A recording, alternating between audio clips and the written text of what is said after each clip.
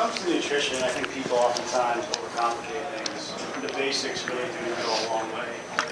Eating high-quality, nutrient-dense foods, getting adequate hydration, and really in terms of lifestyle factors, making sure you're getting enough sleep, making sure you're getting enough recovery, making sure you're avoiding unnecessary stress in your life, whatever that might be.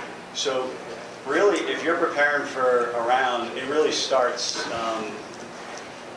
with what you're doing every single day. But just to kind of drill down to one example, it really starts with what you're doing the night before. You want to eat a dinner that's not going to promote a stress response in your body, right?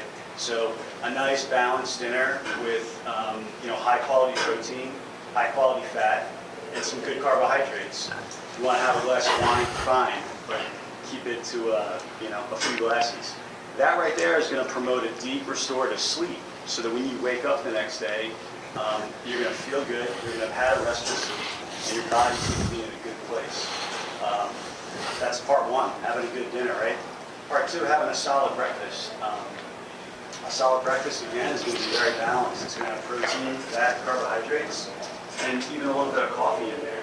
So where people run into trouble is when they have a dinner that's high in carbohydrates, they have too much booze, they don't get a deep sleep, they wake up in the morning in a stressed state. They might skip breakfast, they'll have coffee to get going, and by the third hole, they're going to crash. So it really is about starting with dinner, and really ultimately starting even before that, starting with implementing the proper lifestyle changes that you need along the way. So in terms of blood sugar management, which I think is a huge thing for you guys, we've all heard that we should avoid sugar, right? Sugar is the culprit. Is that the common belief? That's what you hear, right?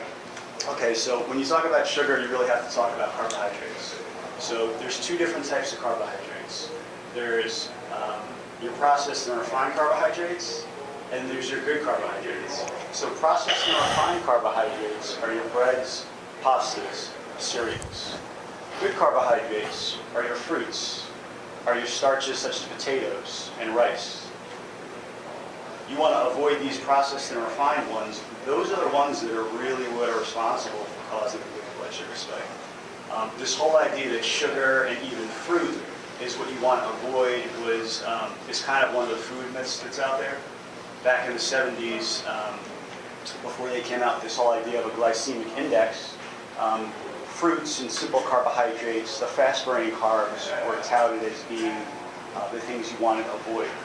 It wasn't until later that we learned that those actually were really efficient fuel for the human body.